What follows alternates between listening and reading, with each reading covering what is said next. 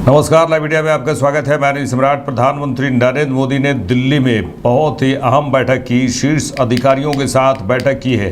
ये तस्वीरें आप देखिए जहां प्रधानमंत्री नरेंद्र मोदी और उनके साथ शीर्ष अधिकारी मौजूद हैं और ये बहुत अहम बैठक माना जा रहा है इसको क्योंकि भारत और पाकिस्तान में जिस तरह से तनाव है और जिस तरह से जो युद्ध की संभावना चल रही है, युद्ध की स्थिति है और एक कहा जाए कि पाकिस्तान की ओर से पुंछ में जिस तरह से गुरुद्वारा में हमला किया गया और जो नुकसान हुआ, जिस तरह से पाकिस्तान को सबक सिखाने के लिए भारत ने पूरी तरह से ठान लिया है और उसी को लेकर और साथ ही ऑपरेशन सिंदूर को लेकर कई मुद्दों को लेकर प्रधानमंत्री नरेंद्र मोदी ने दिल्ली में शीर्ष अधिकारियों के साथ बैठक की।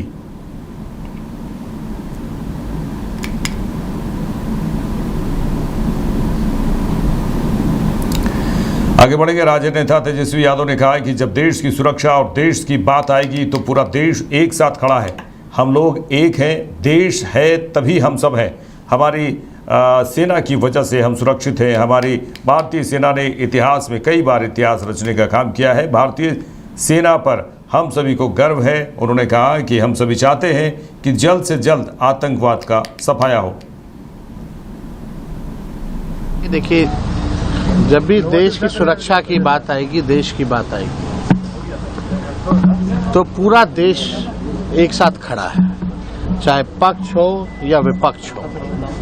हम सब लोग एक हैं। देश है तभी हम सब हैं। और सबसे बड़ी बात कि भारत की जो सेना है उसके बदौलत ही हम लोग सुरक्षित हैं। हमारा सीमा सुरक्षित है। हमारा पूरा विश्वास सेना के प्रति है और हमारी भारतीय सेना ने इतिहास में कई बार जो है इतिहास रचने का काम किया। यही पाकिस्तान के जो है 2 टुकड़े भी किए, पाकिस्तानी आर्मी को सरेंडर भी कराया, कई युद्ध भी हराए। तो हम सब लोगों ने पहले भी सरकार के प्रति या सरकार जब भी बैठक में बुलाती है तो हम लोगों का पूरा साथ रहता है और भारतीय सेना पर हम सब लोगों को गर्व है और इसमें कहीं किसी को विपट नहीं होना चाहिए। पूरा देश एक साथ खड़े होकर के जिन आतंकवादियों ने देश के साथ नुकसान पहुंचाने का काम किया, उनको मुंह तोड़ जवाब देने के लिए पूरा सरकार जो निर्णय ले हम लोग उसके साथ हैं। लेकिन हम जितने मीडिया के लोग हैं, हम हाथ जोड़ करके सभी मीडिया बंधुओं से प्रार्थना करना चाहते हैं कि भारत सरकार ने जो गाइडलाइन निकाली है उसका आप लोग जो है पालन करें। हम लोग पूरा साथ दे रहे हैं, आप लोग भी साथ दें। कई मीडिया चैनलों में हमने देखा है कि हमारी क्या स्ट्रैटेजी है, हमारा कहाँ आर्मी नेवी का डिप्लॉयमेंट है, एयरफोर्स का डिप्लॉयमेंट है, वो दिखाया जा रहा है।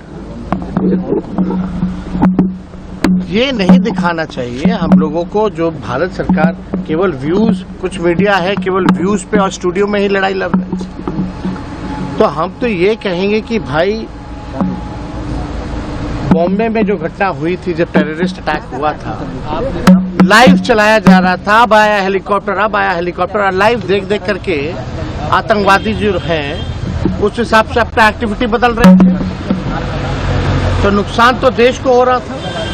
तो इस तरह का काम जो है, क्या स्ट्रैटेजी है, कहाँ डिप्लॉयमेंट है, इस तरह की खबरें जो है नहीं चलानी। आज जो सेना में जो लोग हैं वो किसान के बच्चे हैं, गांव में रहने वाले लोग हैं,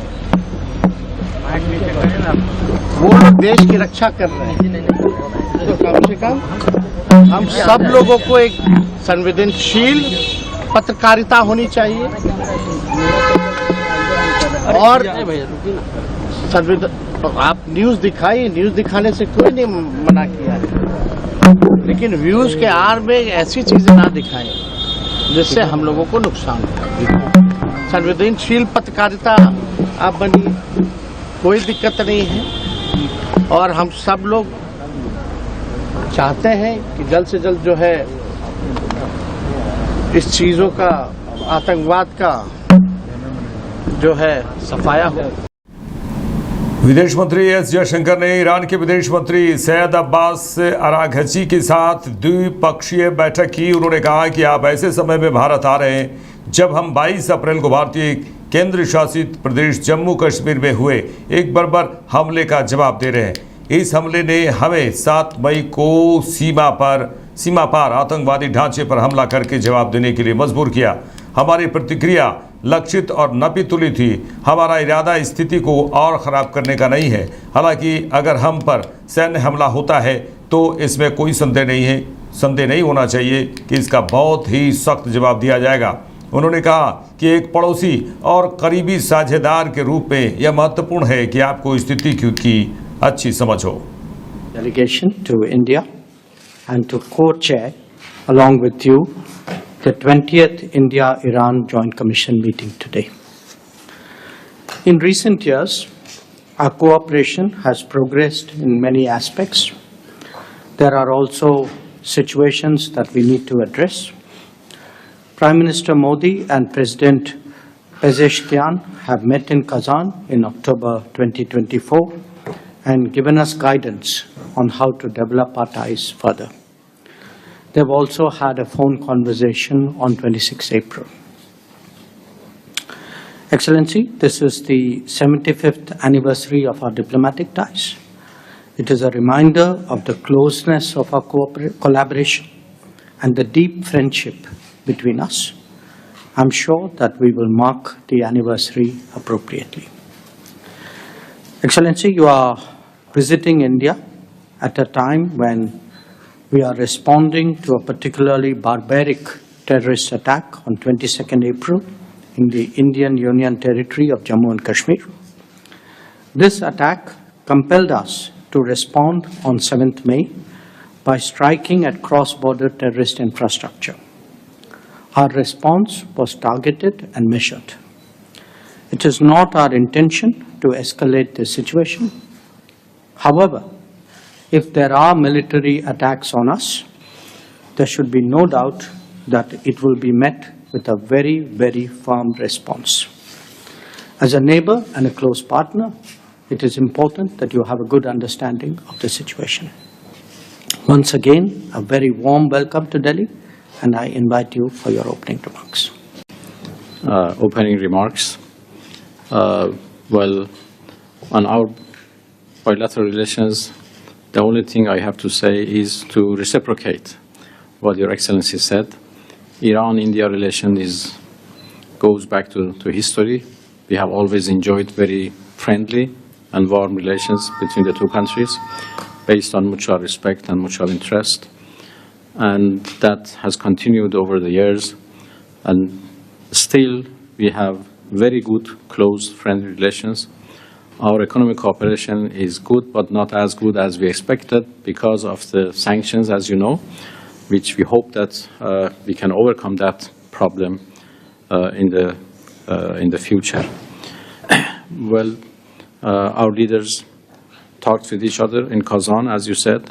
And नालंदा जिले के बिहार शरीफ में अखिल भारतीय विद्यार्थी परिषद द्वारा विजय जुलूस निकाला गया, जहां भारतीय जवान द्वारा ऑपरेशन सिंदूर की जमकर तारीफ की गई और कहा कि पाकिस्तान जिस तरह से आतंकवाद का सहारा लेकर निर्दोष लोगों को मौत के घाट उतारे, यह काफ़ी निंदनीय है। उन्होंने कहा कि भारतीयों की मांग पर जवानों ने पाकिस्तान को सबक सिखाने के लिए ऑपरेशन सिंदूर चलाया और जवाब देने का काम किया।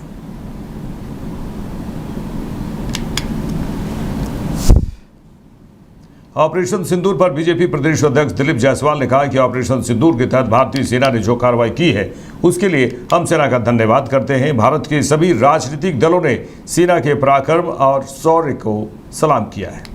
देखिए, जो ऑपरेशन सिंदूर का भारत की सेना ने कार्रवाई किया है, तो सबसे पहले तो भारत की सेना को हम धन्यवाद देते हैं, शुभकामना देते हैं कि आपने हिंदुस्तान के अमन चैन को छीनने वाला, निर्दोष का निर्मम हत्या करने वाला और ऐसे लोगों को आपने जो दूसरे देश यानी पाकिस्तान के घर में घुस करके और उस आतंकवादी को नेस्तनाबूद करने का काम किया है, ये अपने आप में काबिले तारीफ है। भारत और हिंदुस्तान के सभी राजनीतिक दल ने सेना के इस पराक्रम को, शौर्य को और उसकी बहादुरी को सैल्यूट किया है, सलाम किया है। देश और जो नया भारत है उसको पाकिस्तान ने भी और दुनिया ने भी देखा कि नया भारत इस तरह के आतंकवाद और टेररिज्म को पसंद नहीं कर सकता है। मैं अपनी शुभकामना देता हूं प्रधानमंत्री श्री नरेंद्र मोदी जी को कि आपके नेतृत्व में और भारतीय सेना के इस पराक्रम से देश सुरक्षित रहे, ऐसी मैं कामना करता हूं। दिल्ली में हुए सर्वदलीय बैठक के बाद केंद्रीय संसदीय कार्य मंत्री किरण रिजिजू ने कहा कि आज सर्वदलीय बैठक रक्षा मंत्री राजनाथ सिंह की अध्यक्षता में बहुत अच्छी तरह से हुई। गंभीर विषय था, इसलिए सभी नेताओं ने गंभीरता से अपनी बात को रखा। सबसे पहले रक्षा मंत्री ने सभी नेताओं को ऑपरेशन सिंदूर के बारे में जानकारी दी और परिस्थिति, हालात के बारे में जानकारी दी।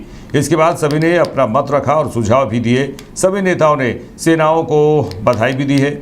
सभी ने कहा कि हम एकजुटता के साथ सरकार के साथ हैं और साथ देंगे, सेना के हर कार्रवाई में साथ देंगे। उन्होंने कहा कि मैं सभी नेताओं को धन्यवाद करता हूं और ये सकारात्मक बैठक थी। आज ऑल पार्टी लीडर्स का मीटिंग राजनाथ सिंह जी की अध्यक्षता में बहुत अच्छी तरह से हुई है। बहुत गंभीर विषय था, इसलिए सबने गंभीरता से अपने बात को रखा है। सबसे पहले रक्षा मंत्री जी ने ऑपरेशन सिंदूर के बारे में पूरे लीडर्स को जानकारी दिया, परिस्थिति के बारे में, हालात के बारे में और सरकार का मंशा, सारे चीजों को लेकर के ब्रीफिंग हुआ। उसके बाद में सारे पॉलिटिकल लीडर्स ने अपने मत रखा, पार्टी का विचार को और सुझाव भी दिया है। मैं ये मानता हूं कि सारे पॉलिटिकल लीडर्स ने मैच्योरिटी दिखाया है। ऐसे वक्त में जब देश एक बहुत बड़ी चुनौती को हाथ में लेकर के काम कर रहे हैं, तो इसमें राजनीति का कोई जगह नहीं है।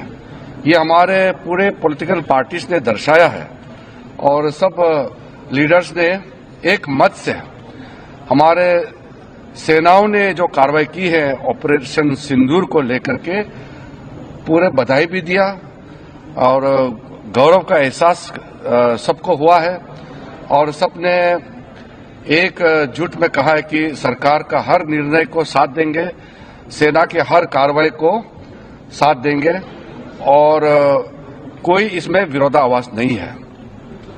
एक दो मुद्दे सुझाव भी आए हैं। एमपीज ने अपने अपने जो कंसर्न्स को भी बताया कि लड़ाई का हालात में और इस तरह का जो कोई बड़ी घटना होती है तो हमको सतर्क रहना चाहिए।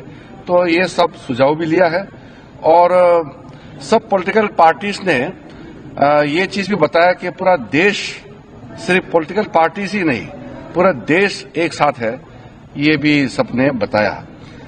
एक बहुत महत्वपूर्ण बात यह है, रक्षा मंत्री जी ने अपने रिमार्क्स में कहा है कि आज के मीटिंग में ये दर्शाता है कि हम सिर्फ सरकार बनाने के लिए राजनीति नहीं करते हैं, बल्कि देश बनाने के लिए राजनीति करता है। ये मैच्योर डेमोक्रेसी, भारत एक मैच्योर डेमोक्रेसी है, ये चीज झलकता है कि कोई तू मैं नहीं हुआ, कोई छोटे छोटे बातों को लेकर के बयानबाजी नहीं हुआ और बाहर भी देश भर में पॉलिटिकल पार्टीज का स्टेटमेंट भी बहुत ही एक लाइन में आ रहे हैं। ये भी अच्छा चीज है जो हमको देखने को मिला है। तो ऑपरेशन सिंदूर का कार्रवाई, क्योंकि ये ऑनगोइंग ऑपरेशन है, इसलिए अलग से ऑफिशियल ब्रीफिंग नहीं है। ये रक्षा मंत्री जी की ओर से, सरकार की ओर से पूरा पॉलिटिकल लीडर्स को ब्रीफिंग हुआ है और मैं सारे पॉलिटिकल पार्टीज के नेताओं को धन्यवाद देना चाहता हूं कि पूरे जितने अपेक्षित थे सब नेता आए और जैसे हमने सोचा है वैसे ही सबने सहयोग दिया और एक मीटिंग को बहुत अच्छी तरीके से, एक फ्रूटफुल मीटिंग हम कह सकते हैं, बहुत सकारात्मक मीटिंग में कह सकता हूं कि संपन्न हुआ और फिर एकजुट में हम बाहर निकले हैं। सबने कहा कि सरकार का कोई भी कदम को पूरा देश एकजुट होकर के समर्थन करेंगे। सर्वदलीय बैठक पर शिवसेना नेता संजय राउत ने कहा कि रक्षा मंत्री ने कहा कि ऑपरेशन सिंदूर में 100 से अधिक आतंकवादी मारे गए।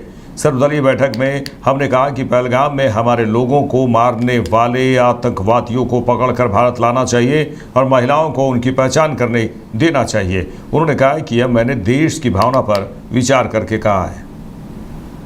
देखिए, ऑल पार्टी मीटिंग जब युद्ध होता है और ऑल पार्टी मीटिंग बुलाई जाती है तो सभी का एक मन होता है कि सेना के साथ डटकर खड़ा रहना चाहिए। वैसा ही हुआ, होना भी चाहिए। सबने कहा, हमने भी कहा, शिवसेना ने कहा कि हम भारतीय सेना के साथ खड़े हैं, गर्व के साथ खड़े हैं।